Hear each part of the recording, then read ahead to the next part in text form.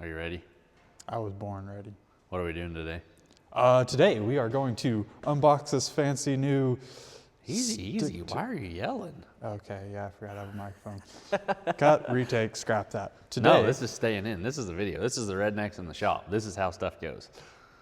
Today we are going to unbox the new PUWU multiprocess machine. I don't even know about it. Someone let Richard on the internet again, and now things show up at the shop. But supposed to do TIG, stick, MIG, plasma, the works. So I guess we're gonna see what's inside, see if it'll stick some metal together, and kind of give you our ideas on it. Yeah, so I found this PUWU welder on Chase Holland Racing. Actually, was the place that I seen it on.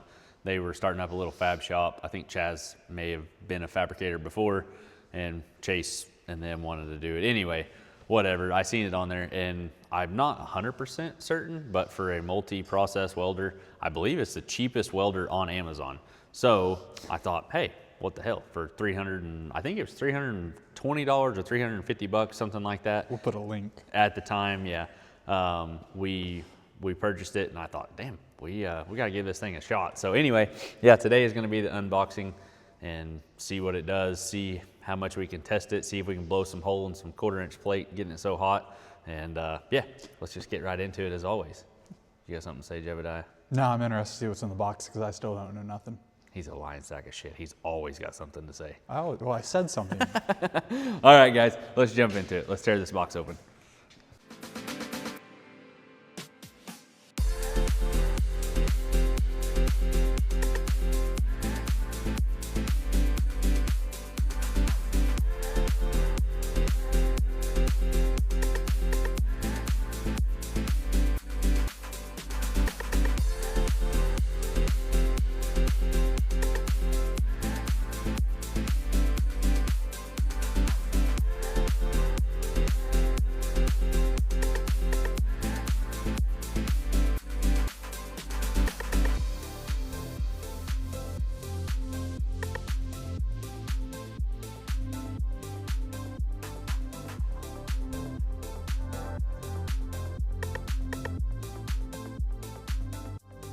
All right, so we got everything unboxed here.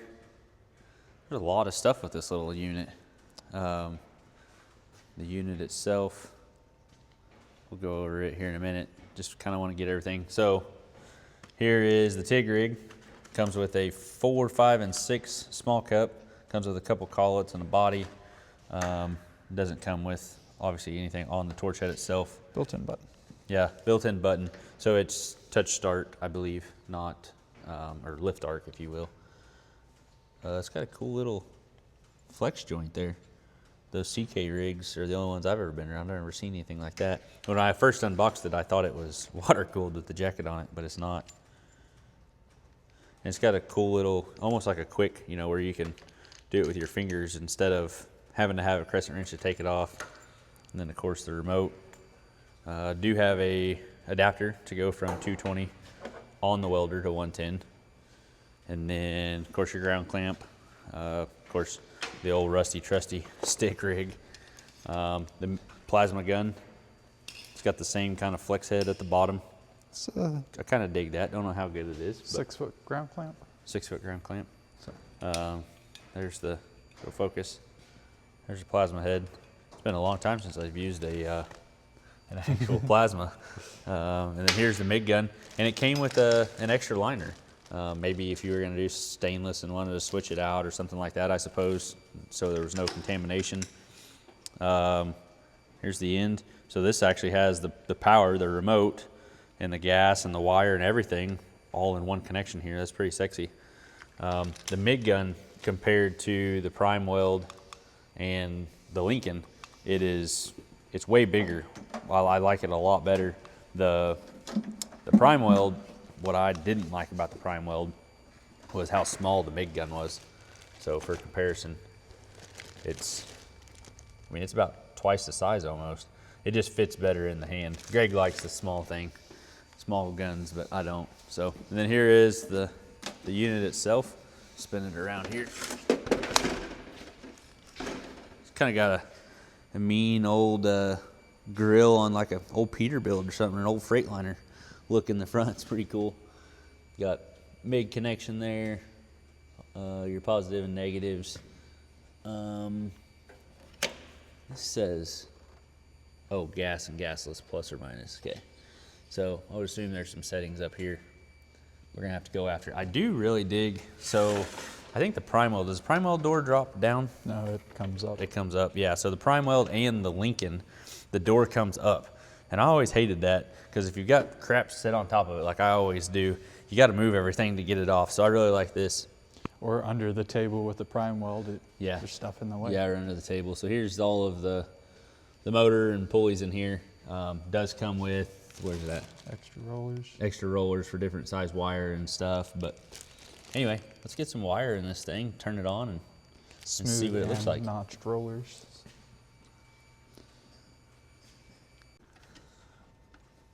Gonna try to verify here real quick what roller we have in. That says 6 millimeter there.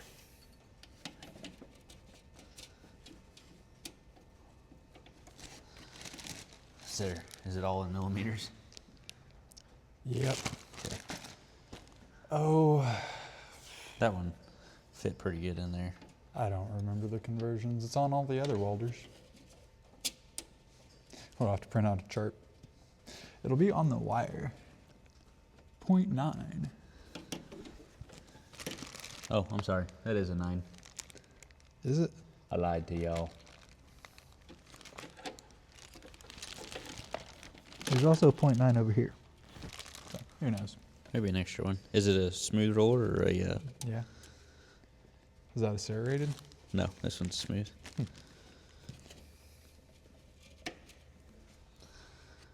All right. So it comes from PUWU's factory with a 0.9, which is 035, correct? Yeah. Probably. Yep. So, and here on the front.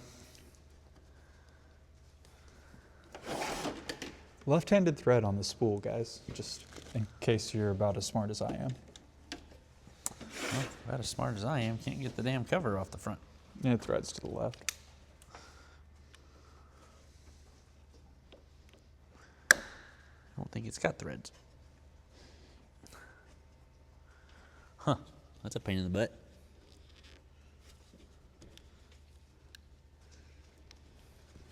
Try to get that off there without screwing up those brass threads.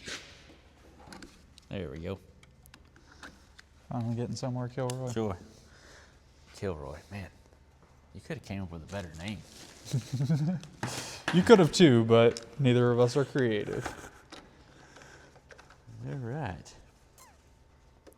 I'm assuming that needs to go in there a little more than that. It helps if you line it up. There you go. There it goes. Okay.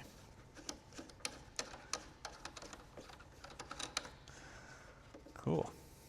Hey, it's a cigarette lighter. No. That was my first thought too. All right, so everything in there is tight. So I guess before we hook gas or anything else up, did not come with a regulator though. I didn't think about that. Yeah, that's the one thing it's missing. Yeah, didn't come with a regulator.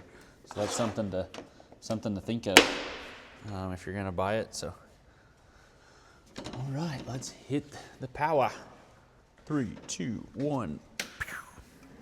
Whoa. It's got a cool little display on it. Yeah, it came up quick. No excess bullshit. All right, so 220.9. I assume you're in stick mode. No. So it's got all different, it's got cut, TIG, stick. What does that say? Manual. Manual, whatever the heck that is. Synergic. Huh. Is one's wire controlled, one's amp controlled. Okay, so yeah, this would be what we want, is the manual. Huh. So, I think we run most things around 18,240. Does it not go that slow? It won't go that slow. That is interesting. Is your feed wire set right? We don't know what we're doing either, by the way. The instructions are probably somewhere they'll never be found. So 4T, 2T. Oh, don't do that 4T stuff. Yeah, That's annoying. we don't want 4T. So gas flow, pre-flow, post-flow. That's off, kind of nice. back to regular instructions. Flux gasless. FeCO2 100%. We're on mixed gas. Okay, so it changes our settings from there. Man, this thing's got a lot of different settings on it. Yeah. It'll let your wire speed go all the way down to 148 there. So I think we typically run our stuff at 18 and 240, so 18 volts. Oops, sorry. I'm duncing out here. Now we are on what looks like iron and stainless, but it also says mixed gas. But we're on a different wire size. I think we're just. And it saves the settings as you go from whatever to whatever. So diameter of wire, I don't know. 0.8, 0.9, 0.8, 0.9. So, and it saves the settings as you go back and forth. That's pretty nice. So let's pull the trigger and see if we get spoolage. Oh, you want to run your wire feed up? No, let's No? see what it does first. I wonder if it has one of those auto feeds. I don't know. That's kind of a nice feature. Oh, she's rolling. I'm gonna go ahead and do, even though it's a gotcha. brand new gun, take the tip out like we always do. Shoot. I gotta say that. Yeah, our prime weld, it'd go about this long, and then it's got like an auto spool where it does it real fast if you're trying to feed. I don't know, for as elaborate as this thing it may have a Setting for it? or setting for feeding, yeah. something? It's got spool gun switch on the inside. I guess we could show that to the people because it's kind of tucked up in there. Oh yeah. You know, that's one thing. We bought the prime weld because it had the spool gun, and we've never used it, No. ever. It's got a pretty good little whip. I'd say, what, 6, 8 feet, something like that? Stand out, spread your arm. That's about it, about 6 feet. So I'd say that's 8 to 10. No, I'd that's a say it's 10. footer. Yeah. 10-foot whip on the MIG gun. I'm going to assume 10 foot on the rest of them, besides the stick. The stick was only like 6 foot. It was pretty tight, but really who uses that anymore? Ha ha. And being a small enough machine, you ought to be able to Yeah, get it pretty real close. And with the 110 capabilities, I mean, that's pretty nice. Yeah. To be able to just take it out wherever you want, you know, if you're on a job site or something like that. All right, so we got the MIG gun hooked up. There is no regulator though, so we've got to get that figured out. And in that time, we'll shut this off so that it's not blowing cold air on me the whole time. Probably give y'all a break. We'll get power, or actually we already got power on. We'll get the regulator hooked up, get gas to it, and bring y'all back before we fire up. Yeah, Let y'all before we see do the our first first weld. sparks. See you in a minute.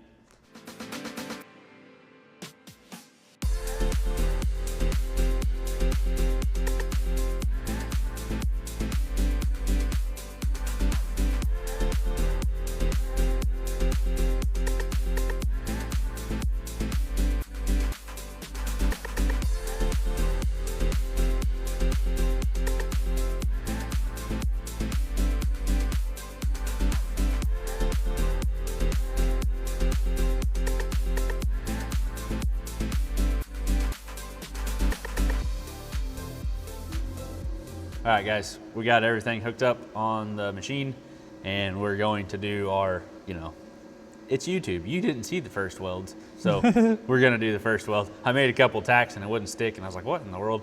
And I hooked up my polarity wrong, so I wasn't gonna put those videos out there for bad reviews on the PUWU, because it actually welds pretty sweet. So we're setting it amperage-wise at 18 and 240, which is what we run on our big MIG welder, the Lincoln 260 or 280, Yeah. whatever it is. 260 power MIG. So anyway, here's the first tacks.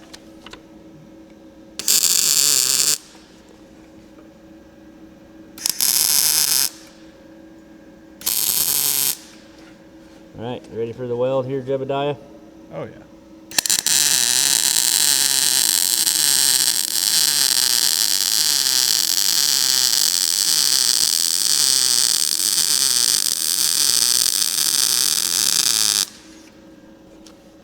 Man, that's not too shabby. I like it. I like it a lot better than the big Lincoln. You know, on the big Lincoln, whenever I would get to pushing like that, if I got too far away, it would kind of start that, you know, that popping and crackling crap. That one just kept right on going. I like the small tip on the PUWU here, and I like the gun. The gun fits. It's really nice. It fits really nice in the hand. I can't think of what movie that's off of, but it's probably an Adam Sandler movie because that sounds like something he would say. But yeah, let's burn a couple more pieces here and see how it does. Ready? Yep.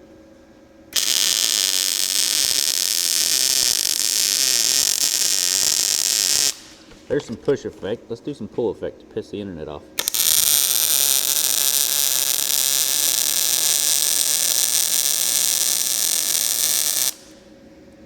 Still not shabby. Okay. All right. Do some more push. I like the push.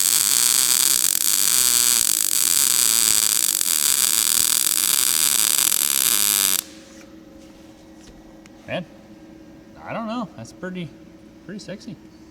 Maybe wire speed down a little bit to let that weld flatten out just a touch, but we can try it here.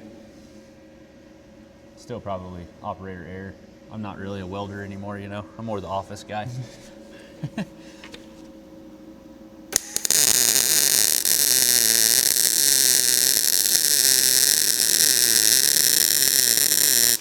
Cool. Yeah, and I like it. Yeah. It obviously, I think longer time, cleaner material, you know, we literally just pulled these two pieces of plate out of the scrap pile. You know, better prep obviously would make for a better weld, but for the most part, I'm pretty impressed with the MIG side of it so far. Obviously, the ultimate test would be take it through its courses and build a handrail with it or something like that, actually find a duty cycle on it. One of the things that was not on Amazon about the welder was the voltage that it would do. So all the way down, we see 15 volts, and then all the way up was 25 volts. And that is on this specific setting. They're calling it Manyal. Manyal. Manyal. M-A-N-Y-A-L. I'm probably screwing that up. I'm just a redneck. English isn't my prevalent We thing. speak Ozark American, so this is all just kind of iffy. Yeah, so anyway, and then let's go over to stick, because we'll probably try that here in a minute. So amperage-wise, it'll go all the way up to 200 amps. That's actually rather impressive. We'll go all the way down to 20 amps. I don't know what the hell you would ever need with 20 amps with a stick, but stick welding some sheet metal, maybe. Yeah, maybe. So, oh, hey, don't push that. I pressed the button. Scared me. Professional welders, guys. Professional welders. Darn it. No, Oh, did you weld the tip? Yeah, I welded the tip. That's what you get. First thing. Oh no, I bet that was because we were on stick, and this is what's hooked up. So it arced out through the deal. Okay, guys. So brains, don't go changing your settings when you got stuff hooked up. Well, I hung the TIG welder off of the table because I was worried about that earlier. Safety factor, but you know. But nevertheless, let's see here. I was gonna try out the TIG next. We've got 100% argon hooked up on the back. We are gonna have to prep a little bit here, so just because we want to give it an honest test and don't want it throwing up a bunch of sparks and porosity right off the bat. So we'll get something cleaned up and then turn the camera back on. All right, here's the TIG. Something, shine over here, Greg. So on the front of this machine, come around the other side. So on the front of this machine here, it's got 3 different ports. We tried to arc it up, and obviously it just does a, you know, like it's not making current. So there's a cut side over here. So to get the TIG gun to have its polarity, or its side of it, if you will, to complete its circuit, you've got to take your one from your inside and put it to your negative, because, excuse me, TIG is positive ground. But everything's hooked up. We got it to arc. So let's see if we can get this plate to tack. Another thing is you got to hold the button to get this one to go. It's not a regular lift arc setup like I was originally anticipating, but it's kind of nice. It's kind of nice to see as far as don't have to worry about, you know, setting this thing down and it arcing up on you, that kind of stuff. But anyway, let's see if we can get this thing tacked. Ready? Yep.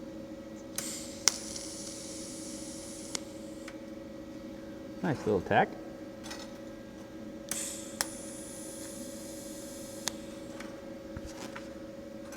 All right, and we're only rolling at 100 amps. I'm gonna go ahead and crank this up just a little bit to 120, and go ahead and run some 3/32. So we are running a 1/8 inch red band tungsten and a 3/32. I think this is S2, yeah, 70 S2. I'm not bougie. I can't afford that 70 S6. So here we go. Let's see how she works here. I'll do a dab pass, and then once I can get my cup in there, see if I can remember how to walk the cup.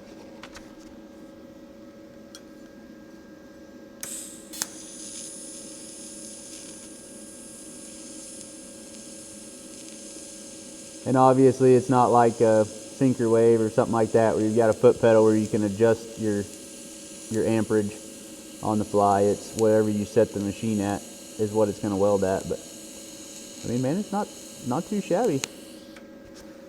There's obviously that's the first time I've tigged in quite a while. I do think we need some post purge. So let's see here, gas flow. So there's a pre for half a second, and then let's just go ahead and put that to a full second on a post, just to try to keep that tungsten cool. And I'm gonna go ahead and tack this thing to the table because it's walking around on me, and see if I can remember how to walk the cup.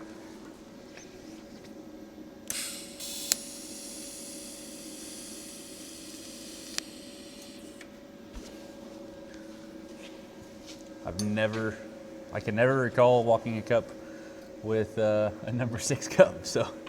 Small cup at that.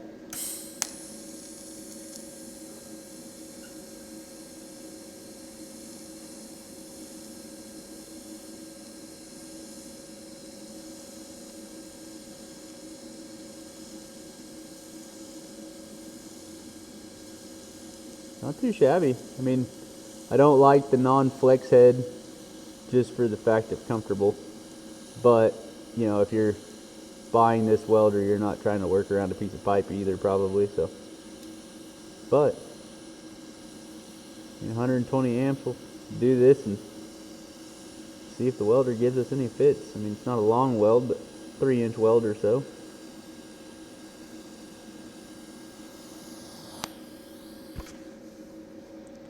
Yeah, not too bad.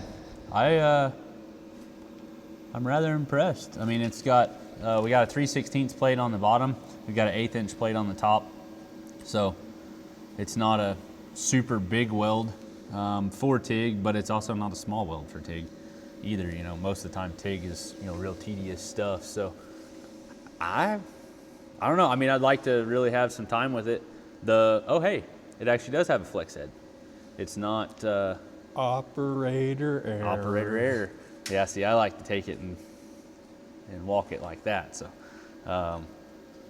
I tried to bend it earlier and I thought I was going to break it. So maybe it's just really stiff. It's a little cold today. It's a little cold. Yeah, it's a little cold. But anyway, I like it. Again, the button part, you know, oh, and I guess that's something. You want to hit that 4T and see what? That 4T, yeah, because then you could just press it and go. So yeah, let's do that. Let's press that button and turn it around. So let's see, what is that, steps mode? Yep. It changes that up there. Sweet, sweet. So this should be button on and then button off, I think. Let's see. We're gonna find out. Yep. I got some 16th filler wire here this time, just to play with. No, 4T is a scratch. I think. Sure it's not pre-arc, cut arc, post? I don't know. Really, we should get professional No, I still have to welders. do the same. Oh, I'm on 2T. What the heck? Yeah, even touching it. So the 4T must be for a different weld setting because it's not arcing up. Operator error. We'll read Probably the operator we'll error. read the manual someday. I did not see any paperwork. Oh, there it is. It's over there. Yep. So, all right, one more weld with the TIG, and then we'll move over to the stick, make some sparks, and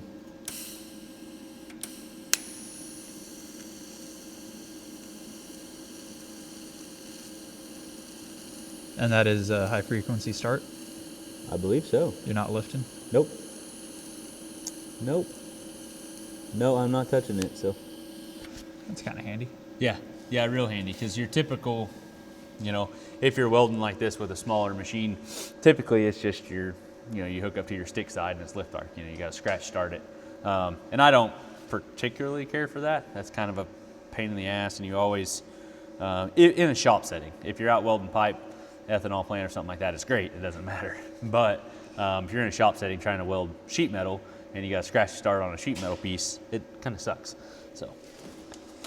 All right. Gonna put it back on pause, get some leads switched around, and well, and really, it's just as simple as we're keeping you on board for this one. keep you on board. So we go to, I'm sorry. Electrode negative. Yep. No, positive. Well, where in the world is that one supposed to hook in? Okay, internet. I know you're gonna bash us for this. I'm pretty sure it's DC electrode negative. I don't remember. Huh. Pause it and we'll look at it. No, seriously, pause it. We need to look and see where the fuck this goes in. All right, so we got our stick hooked up. It is electrode positive, Greg. And I got some regular 6010 5P plus here. This is what used on the pipeline kind of stuff. But it does say, let's see, we got the box right here. yeah, it says 6010 rod welcome on the box. There you go. Of all things. Yeah. So anyway, we're just gonna go on the back side of our TIG joint here. See how she does. I got it at 100 amps. I don't know, I guess, what would that be, the voltage? So, No. what is that? I wouldn't imagine you're welding at 62 volts. I wouldn't think so. It's fucking hot. Yeah. Anyway, here we go. Ready? Yep.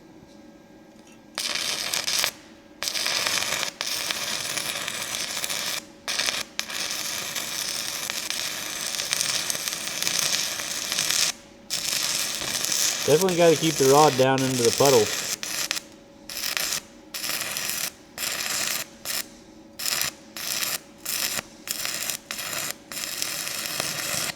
I don't know, that was kind of weird. It was almost like I was touching it and it was turning off. Maybe. So that is your voltage, and it changes as you weld. Huh. So.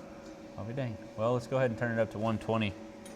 I know, internet, that's probably a little too hot for an 1/8 inch rod, but let's try it. What does the internet know? You know, really. What do we know? I mean, we're on the internet. Exactly. At this point, so. That's what I'm saying.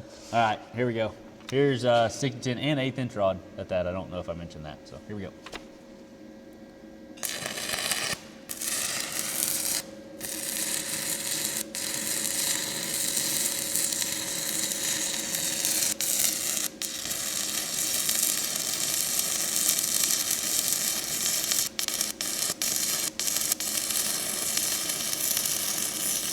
Yeah, you really got to keep the rod buried. But, I mean, it's doing a pretty good job. For just an old junk rod that's been laying in the truck, so bouncing around. I'm pretty impressed. So, oh hey, look at Greg here. He got a little chipping hammer. That's not going to get any of this 6010 slag off. It Here, was the closest thing I had. here, We'll get a we'll do a brush. verification here. Let me grab a wire wheel.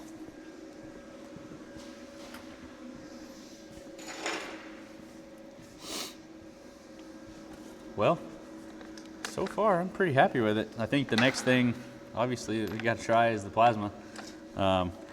We may have to break out the instruction book for that because it's been a long time since I've done any handheld. I have never handheld a plasma.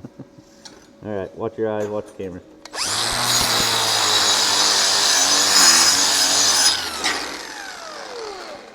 Well, It ain't no really good cap or nothing, but it laid in good. It penetrated pretty good, I felt like. Yeah. Yeah, I dig it. This little unit's a pretty cool unit. Yeah, and stick, I'm sorry, is all the way up to 200 amps. So it, I don't know. I'm impressed with it so far. So we'll pause it once again, get all of the plasma stuff hooked up, make sure we hook it up right so that we don't tear anything up. And most importantly, just don't want to really give PUWU a bad name. I mean, for operator error, you know what I mean? Yeah. Don't want people We're mad not at actually that, so. sponsored or anything. No.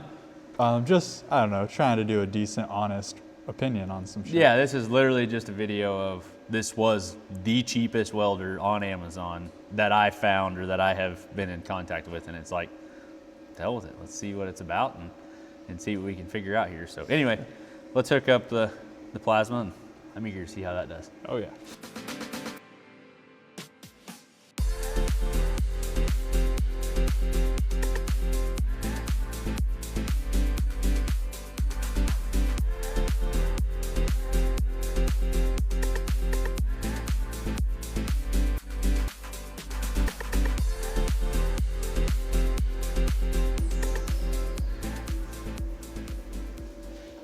All right, so we finally got the plasma figured out. It was kind of funky.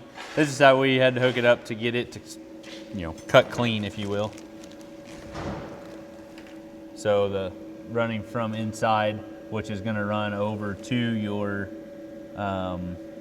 lead, would be onto the negative side. And then we put our ground clamp onto where it says cut, and then it's got a picture of a ground. The manual is kind of crappy as far as where to hook everything up, but we at least got it to cut, and we'll show you here what it's like. Cutting 3/16 plate, we are cutting at 60 to 75 PSI with compressed air. So here we go, see how she does. It does take a while for the arc to establish.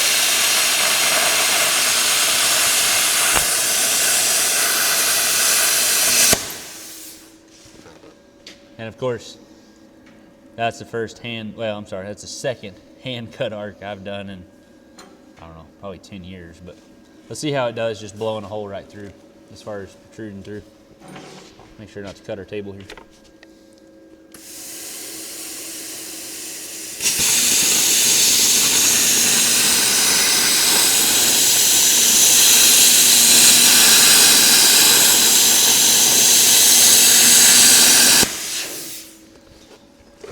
It's kind of wonky, as soon as you fire it up, it takes a minute to establish the arc like I had said, but I mean, nevertheless, that's 3/16, 42 amps. The max amps on cutting is 50 amps, and then lowest is 20 on the plasma cutting side, but nevertheless, it does what it says it was gonna do. And if you're a small shop or even a guy in a garage, trying to do something, it's really nice. Couple points I did want to add on, just kind of review, if you will. The plasma lead and the TIG lead are 15 foot in length. The MIG lead is only 10 foot, and the stick lead and the ground are only 6 feet.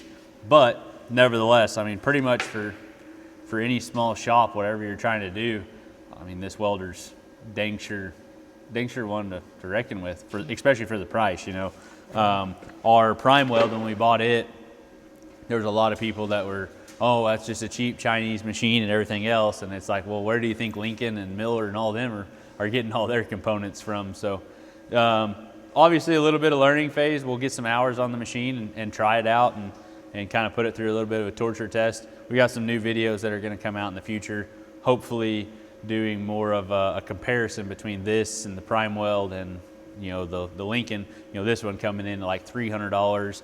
I think the prime weld setup we bought was $600 to $800, and then of course the Lincoln that I bought first is now $4,500 or something like that. I mean, it's outrageous. So if you can get by, you can buy a lot of $300 welders for $4,500. So if you can get by for 2 or 3 years with one of these things and just keep one in the back office for an extra, I mean, you'd be money ahead just to do that. But anyway, honest review is I'm kind of excited. I'm ready to put it through the test, put it through the phases and see what it does. And I mean, the MIG weld side looked really good. That's probably where we will primarily focus on in the MIG weld. We don't do a lot of torch cutting, or plasma cutting rather, with this, especially with the laser.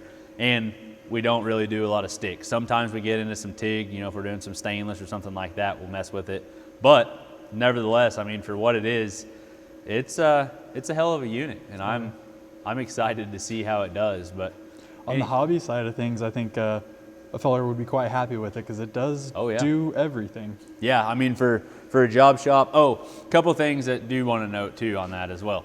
The no regulator. So, you know, $300 is not a turnkey, ready to go weld and make money. I believe that you can buy a regulator for about 40 bucks, something like that, off of Amazon. It depends on obviously how good a quality of stuff you want, but if you're buying a $300 welder, there's no sense in buying a $300 regulator as well. So that is definitely one thing. The second thing was the air. It was kind of wonky. We can go ahead and step back here and show you, and I'll unplug it where it quits making noise. But we had to, all it comes with over here is it comes with a barb fitting at the machine itself, and then we kind of had to rig up this deal. There's a fitting in there, but this is obviously leaking, and we just took an existing air hose. So if you had, if you were going to buy it, you know, just trying to buy everything and get to work quicker with it, buy you a barb fitting that has a male adapter to go into a quick connect. And then you could make a real short whip here, just like you would for an argon hose or something, and be ready to go. I don't necessarily like the barb fitting in the back of the machine for 100% argon and the compressed air rather, but nevertheless, for how much you'd be, you know, switching back and forth, it's probably not going to be a big deal. And biggest thing, or if it's a huge worry to you, just put a quick connect back here that your argon hose would quick connect to, and the air hose. It's pretty simple. They make a fitting, kind of like I have here on my torch. They make a fitting like this that's for oxygen, and they will fit on an argon hose as well. These are the quick connects that I used on my truck whenever I was still on the road, and we use them here in the shop still today for some of our argon stuff. But nevertheless, there's plenty of ways to skin a cat. So it does come with a regulator, and obviously the different thicknesses of material you're cutting. That's a water separator and air pressure regulator. Yeah, air pressure regulator. So there is components in it, and I guess, you know, for that being said, you could stick your barb in here and then your quick connect fitting in the other side if you wanted to, but there's no reason to have to. We already have a water separator on ours. There's no reason to go to the other side, or there's no reason to filter the argon side because it's already done. What do you got over there? Oh, this is just a little gauge I was going to show them. Oh, yeah, that screws into the regulator. Yeah, so you can set your air pressure. Yeah, you got an in and an out, and then more than likely that's where your gauge would go so that you can actually tell where you're regulating to. But nevertheless, the instructions, like all Chinese stuff, is kind of crap. It is what it is. But I will say, for the most part, it's intuitive. The pictures, as long as you can kind of like, you know, halfway read the English, the pictures kind of help you along. And most of the stuff is intuitive. It's where you'd expect it to be, more or less. Yeah, and all the way up to a 200 amp machine. I mean, for 300 bucks, a 200 amp machine on the welding side of it, 50 amps max on the cutting side, which don't quote me 100% on it, but I'm pretty sure with our CNC plasma cutter, when we had it, 50 amps would do up to 3/8.